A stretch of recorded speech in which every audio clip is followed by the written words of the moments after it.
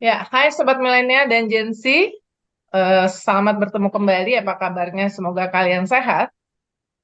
Saya Uni Lubis, jurnalis IDN Times. Kembali lagi kita di program One on One Climate Change Action. Ini adalah program tahunan yang dilakukan oleh IDN Times berkaitan dengan bagaimana menampilkan ide, kreativitas, inovasi, insight berkaitan dengan perubahan iklim.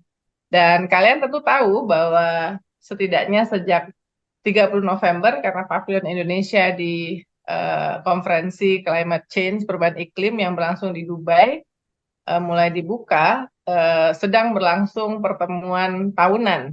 Disebutnya adalah Conference on Party, COP ya. Jadi konferensi para pihak berkaitan dengan perubahan iklim dan tahun ini adalah yang ke-28. Dan untuk mengawali edisi One on One Climate Change Action tahun ini, saya beruntung sudah mendapatkan waktu untuk ngobrol dengan Profesor Dr. Mari Elka Pangestu. Terakhir jabatan resminya itu adalah Direktur Pengelola Bank Dunia di DC, dan Bu Mari ini baru saja kembali dari COP 28 di Dubai menjadi pembicara sebagai G20 Blended Finance Special Envoy, International Special Envoy ya Bu ya. Dan Ibu Mari juga masih aktif mengajar sebagai Profesor Hubungan Ekonomi Internasional di Universitas Indonesia. Kalau yang soal 2 kali jadi menterinya semuanya udah tahu. Bu Mari, selamat malam. Selamat malam. Iya, ini kelihatan cerah sekali. Apakah karena suasana di Dubai itu yang bikin cerah? Mungkin kita ada beberapa untuk Indonesia sendiri mungkin ada beberapa keberhasilan. Jadi kita merasa cukup oke. Walaupun tentunya konferensi COP-nya sendiri masih berjalan kan, masih ada berapa hari lagi tuh, 6 hari Iya, lagi. Mm-mm. ya. Nah, kalau Bu Mari melihat apakah setiap COP ini ada tema khusus yang diusung? Misalnya yang kayak COP 28 ini, aku coba riset, belum nemu sih tema khususnya ya. Biasanya kan ada temanya ya. Ya, aku juga nyari-nyari dari kemarin juga nggak nemu. Tapi ya intinya karena ini memang sempat mengundang kontroversi karena Hmm, kan tuan rumahnya adalah penghasil minyak ya, penghasil hmm, fossil fuel. hmm, hmm. Jadi memang sempat sempat banyak yang mengkritik. Tapi kalau ya cukup lancar sih. Dan ini adalah katanya sih COP yang terbesar dari segi peserta ya, katanya berapa 30.000 orang yang hadir. Jadi luar biasa Kalau sih. ngeliat foto-fotonya teman-teman yang sempat ke sana, kayaknya juga mewah ya. Karena kotanya sendiri mewah dan penuh dengan arsitektur yang menarik-menarik ya. Iya, dan tapi mereka menggunakan site dari Dubai Expo 2020. Maka itu Hmm, udah bagus, sudah ya jejak gitu. bagus ya.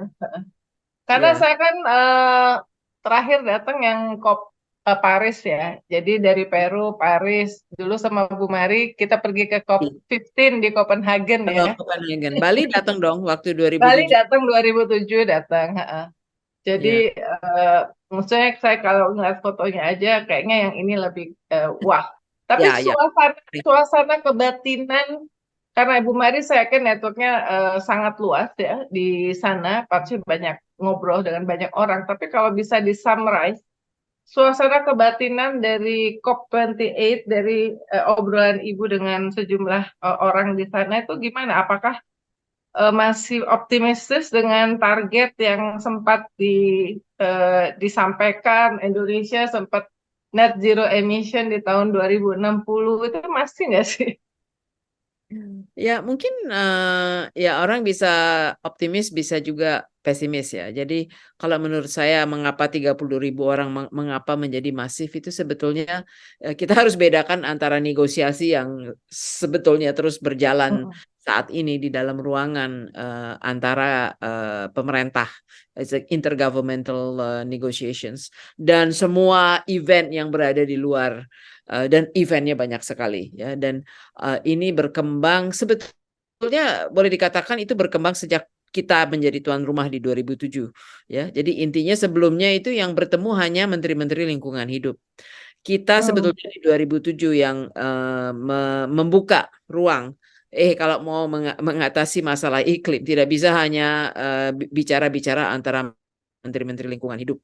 Menteri Keuangan sangat penting, Menteri Perencanaan sangat penting, dan menteri-menteri sektor juga sangat penting, dan Menteri Perdagangan karena banyak aspek cross border yang terkait dengan karbon. Jadi sebenarnya kita yang membuka pintu, dan pavilion, konsep pavilion itu sebenarnya juga dimulainya itu di Indonesia ya, tapi sekarang sudah berkembang besar. Nah, itu saya hanya sedikit menjelaskan peran Indonesia di dalam membuka ruang untuk pembahasan, dan dalam putaran-putaran terakhir, terutama sejak Paris dan kemudian di Glasgow, yang terjadi adalah shift of mindset ya, di mana political leaders mengumumkan net zero target ya, itu sesuatu yang Hmm. baru terjadi itu 2-3 tahun terakhir ini, termasuk Indonesia, termasuk China, termasuk Jepang, termasuk Korea, termasuk India, termasuk Vietnam. Jadi negara maju dan negara maju tentunya Eropa dan Amerika. Jadi ini sudah menjadi sesuatu yang menjadi political commitment, dan di luar itu yang penting sektor swasta ya. Jadi sektor swasta itu banyak sekali hadir di COP sekarang, baik yang dari sektor finansial, sektor yang teknologi yang memiliki teknologi green dan seterusnya. Dan tahun ini ada tambahan nih, ada health issue yang masuk.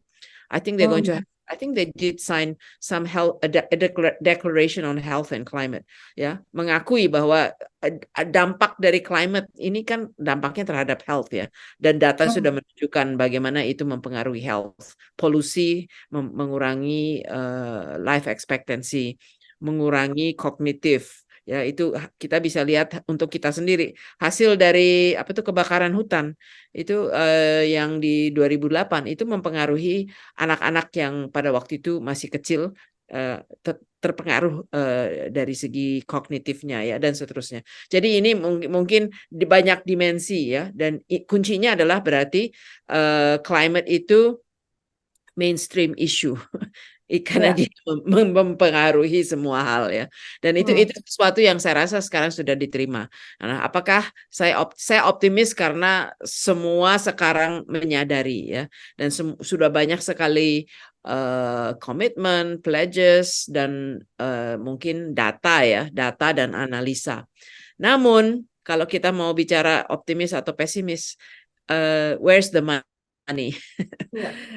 Itu kuncinya, karena semua ini untuk bisa dilaksanakan dengan skala yang diperlukan untuk bisa menurunkan temperatur 1,5 degree itu memerlukan investasi yang skalanya sangat besar. Jadi sekarang yang menjadi problematika utama adalah dari mana itu dana akan datang ya, dan di sini mungkin salah satu tugas yang saya sekarang sedang berusaha untuk berkecimpung adalah yang disebut blended finance, karena tidak mungkin hanya dari pemerintah, tapi dari pemerintah, dari filantropi, dari multilateral development banks kayak ADB, kayak World Bank, dan menarik swasta untuk bisa juga masuk. Jadi dicampur sehingga menurunkan biaya dan menurunkan resiko dari berbagai proyek. Dan mungkin poin saya terakhir, Indonesia boleh dikatakan cukup maju dalam cara berpikir. Kita ini menjadi apa istilahnya, simbolisnya Indonesia ya. Oke, ini Hmm. kompleks, isunya kompleks, yang diperlukan besar untuk kita bisa sampai kepada di mana kita mau sampai itu sangat besar planningnya. Tapi marilah kita mulai, dan marilah kita show by example ya, bagaimana kita mulai sajalah apa yang kita bisa mulai. Maka itu Indonesia dengan Just Energy Transition Partnership yang baru diluncurkan, dan ada satu proyek yang kemarin ya Ibu Sri Mulyani tanda tangan dengan investors dan dengan bantuan dari ADB dan juga ada filantropi Rockefeller. Itu intinya adalah mempercepat ditutupnya coal fire power plant atau PLTU berbasis batu bara di Cirebon, ya, yang tadinya mestinya selesai concessionnya 2042 dimajukan 7 tahun 2035. Jadi 7 tahun itu mengurangi emisi karbon, ya. Itu kira-kira ini contoh, walaupun masih tidak menggambarkan keseluruhan dari masalah energy transition kita. Kita menganggap bahwa at least kita mulai, dan itu diapresiasi lah oleh banyak orang. Dan ada contoh-contoh lain di forestry dan di ocean yang juga kita tampilkan di COP28. Oke, Bu Mary, ini sesuai dengan nama programnya One on One Climate Change Action. Jadi One on One tuh kayak ini semacam edukasi untuk awam nih, buat milenial dan Gen Z terhadap bidang-bidang yang berkaitan dengan climate change. Nah, kita sekarang tadi Ibu kan ngomongnya soal blended finance ya, apalagi tadi special endpoint. Anggap aja nih saya muridnya masih student di mahasiswa. Apa sih blended finance? Terus idenya kenapa itu muncul? Terus siapa yang menjadi yang dianggap sebagai apa ya, inspirasi atau panutan, dan apa challenges-nya dan apa opportunity-nya, mungkin bisa dijelasin, Bu. Jadi intinya memang pencetusnya adalah Indonesia pada saat kita menjadi tuan rumah di Bali waktu tahun lalu ya, sebagai tuan rumah G20. Tapi cikal bakal idenya sih sebetulnya sudah berkembang mungkin 4 tahun 5 tahun sebelum itu, di mana kita menyadari bahwa dana yang tersedia itu terbatas ya. Kalau kita hanya melihat kepada World Bank, ADB, Multilateral Development Banks, yang sebetulnya janjinya $100 billion itu akan tersedia untuk kita, untuk negara sedang berkembang melakukan aksi climate ya. Itu janji dari Paris ya, $100 billion ini dari Multilateral Development Banks maupun bilateral. Jadi bantuan dari negara maju lah ya. Dan itu kan kecil. Setelah dihitung, ternyata yang diperlukan itu 1 triliun, bukan 100 billion. Jadi muncul kenyataan uangnya kurang gitu ya. Kalau uangnya kurang, dari mana uang itu bisa datang? Nah, pertama tentu pemerintah sendiri harus keluarin uang. Terus yang paling penting mungkin sepertiga itu dari dana pemerintah, dari dana World Bank. 2/3-nya itu harus datang dari swasta. Ya, nah disinilah muncul bagaimana ya kita menyusun supaya dalam satu sistem atau dalam suatu aksi untuk mengatasi perubahan iklim, kita tuh bisa menarik semua pihak untuk mendanai sesuatu yang lebih besar daripada kalau masing-masing hanya satu-satu yang masuk gitu ya. Jadi kalau kita kombinasi harusnya hasilnya lebih besar gitulah. Kira-kira begitu. Ya, dan masing-masing yang punya duit itu, punya dana itu return-nya atau apa yang dia harapkan dari uangnya itu berbeda-beda kan. Kalau dana swasta ya tentu mencari untung ya. Kalau dana pemerintah atau dana filantropi dia lebih mencari dampak, impact. Impact-nya apa? Mengurangi CO2 emission, memperbaiki nasib dan kesehatan dari masyarakat gitu ya, dan ada dampak sosial dan iklim yang ingin diukur gitu ya, dan ada bagian dari pendanaan yang nggak mungkin swasta akan masuk ya, misalnya menutup PLTU batu bara lebih dini, itu swasta nggak mungkin mau masuk ya. Atau siapa yang akan bertanggung jawab nanti di Kalimantan kalau memang benar-benar ini ditutup? Akan ada kerugian yang dialami oleh pekerja di sektor batu bara, oleh Kalimantan sebagai provinsi karena dia tergantung kepada batu bara ya. Jadi itu harus ada social cost yang ditangani. Belum lagi environmental cost untuk pembersihan dan menutup aset yang berbasis fosil. Itu contoh saja. Jadi disitulah intinya dari campuran. Jadi campuran dana itu di match dengan campuran dari berbagai hal yang perlu didanai, bukan hanya bukan saja menutup PLTU berbasis batu bara yang lebih dini, tapi juga bagian yang biasanya swasta akan masuk itu adalah menggantikannya dengan energi baru yang terbarukan. Ya, jadi kira-kira begitu. Itu contoh dengan energi. Tapi saya bisa kasih contoh yang bukan energi kalau mau ditambah contohnya. Boleh ditambah. Jadi nanti misalnya kalau yang energi itu apakah misalnya per project atau itu semua kayak pool of fund yang dikelola oleh siapa? Kalau di level negara, Indonesia yang mengelola siapa misalnya? Atau ya itu tadi per project kayak fundraising dari berbagai sumber dana baik dari pemerintah, multilateral maupun swasta. Kira-kira operasionalnya seperti apa ya, Bu?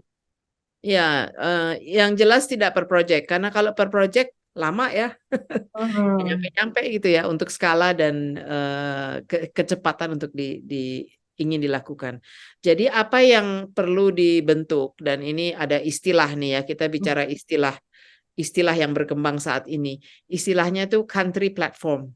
Jadi negara kalau kita ingin nih, kita kan tentu ingin mengatasi perubahan iklim dan untuk energi itu salah satu yang ya kalau kita bicara Indonesia tuh targetnya untuk mengurangi emisi kira-kira 40% dari sektor energi, 40% dari sektor pertanian dan penggunaan lahan ya. Jadi kira-kira prioritas kita tuh di dua area itu. Nah, 87% dari dana yang diperlukan itu untuk energi ya. Maka itu prioritas kita memang mempunyai prioritas untuk transisi. Ada istilahnya juga itu just energy transition. Jadi JETP ya. Justnya itu Ya, penting. just adil ya. Ya, adil dan accessible gitu ya. Percuma kita beralih ke situ nanti mahal tarifnya mahal sehingga justru orang-orang yang kita perlu akses dia tidak bisa akses dan atau mahal gitu ya.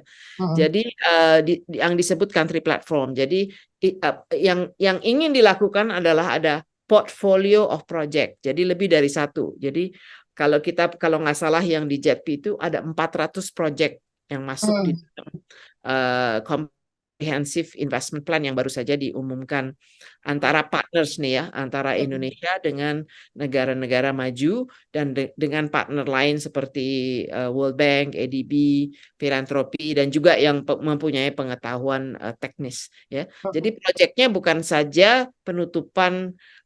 Nah ini ada perdebatan lagi nih, phase down or phase out. Itu kalau masih ingat Glasgow. Kayaknya phase down ya akhirnya ya, karena India akhirnya ya phase out akhirnya. Phase sorry you're right.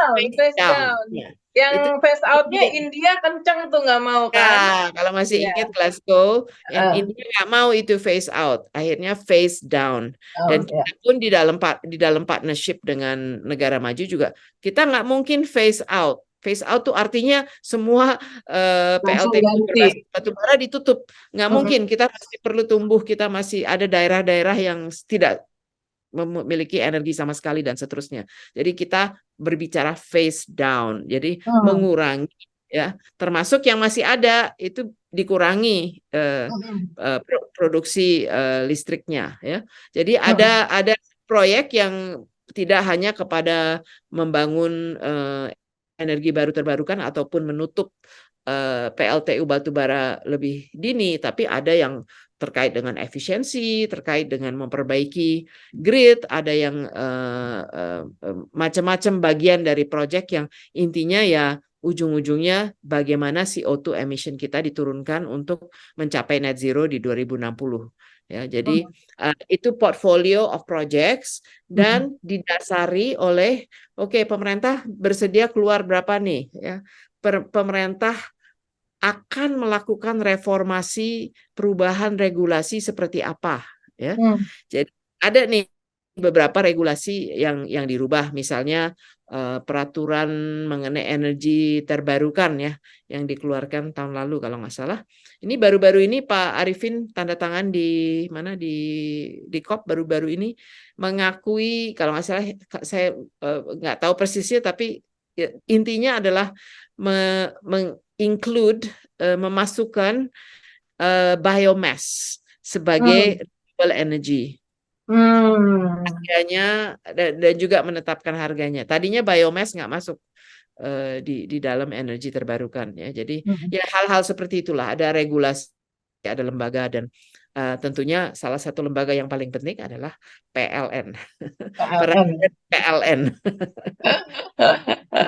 Bu Mary, tadi swasta ya, 2/3 basically dibutuhkan peran swasta. Swasta ini apa kira-kira yang membuat mereka punya insentif untuk berpartisipasi di blended finance yang berkaitan dengan perubahan iklim ini? Saya rasa ada dua macam swasta ya. Satu adalah swasta yang memang investor ya, Hmm. investor karena dia memang invest di energi baru terbarukan, dan dia Hmm. punya teknologinya, dia punya dana, dia punya pengalaman di dalam membangun renewable energy. Nah itu satu sektor. Ada lagi swasta yang bergerak di efisiensi, di apa yang disebut sebagai CCS, carbon capture dan storage. Ya, Ya. artinya itu oke, PLTU-nya itu walaupun ditutup dini pun masih 10-20 tahun kita masih akan memiliki pembangkit listrik PLTU berbasis batu bara ya, atau Hmm. minyak. Nah, idenya ada teknologi yang bisa mengcapture karbon yang diemisikan dan Hmm. dimasukkan, disimpan, Ya. diamankan lah, kira begitu. Ya. Nah, itu juga ada tuh investor dan teknologi yang ke arah itu. Nah, di luar itu ada yang namanya sektor finansial ya, Hmm. yang di situ mereka mereka invest akan ikut menginvest karena dia mendapat carbon credit. Oke. Ya, karena dia juga perlu untuk memiliki carbon credit. Jadi kayak bank gitu ya. Hmm. Mereka semua financial sector juga mempunyai net zero commitment. Dan kalau Hmm. dia nggak bisa menghasilkan pengurangan karbon dari apa yang dia lakukan sendiri, dia harus beli carbon Ya. credit. Ya, jadi kira-kira itu juga sumber lain, dan disitulah sebetulnya yang menjadi salah satu PR juga buat Indonesia. Kita kan baru saja meluncing carbon exchange kita, baru berapa Ya. dua tiga bulan yang lalu. Ini baru mulai, harganya masih baru $2 gitu ya. Jadi Hmm. kalau sebetulnya kita bisa menghitung kalau kita melakukan proyek ini, proyek itu, penurunan karbonnya itu terukur dan bisa diukur untuk berapa tahun sampai ke depan. Nah, itu kan bisa menjadi berdapat uang gitu dari carbon creditnya, dan itu juga sumber pendanaan Hmm. yang sangat sangat bisa kita gunakan, dan itu bagian dari blended finance. Itu perusahaan itu yang paling besar di dunia ada di Indonesia tuh. Baru saya wawancara di Indonesia Millennial Agency Summit. Rimba Makmur Utama Oh, ini yang Darsono. punyanya Darsono Siapa? Sarwon, anaknya sama Pak Sarwon. anaknya Pak Sarwono, Ya, Rezal. betul, betul, sangat betul.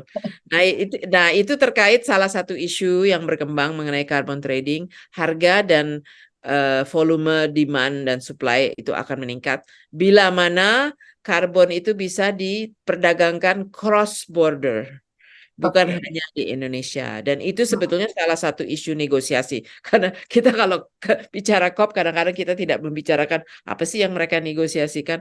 Nah, salah satu negosiasi itu adalah Article 6, yang memang Hmm. ada kaitannya dengan bagaimana supaya, oke, kita boleh nih cross border carbon trading, tapi itu harusnya dari kacamata negara tidak mempengaruhi kita punya nationally determined contribution. Artinya kalau kita jual tuh tidak berarti mengurangi apa Ya. yang menjadi capaian kita, kira-kira begitu. Dan ini salah satu isu kompleks yang perlu diatasi kalau kita ingin carbon market kita berkembang.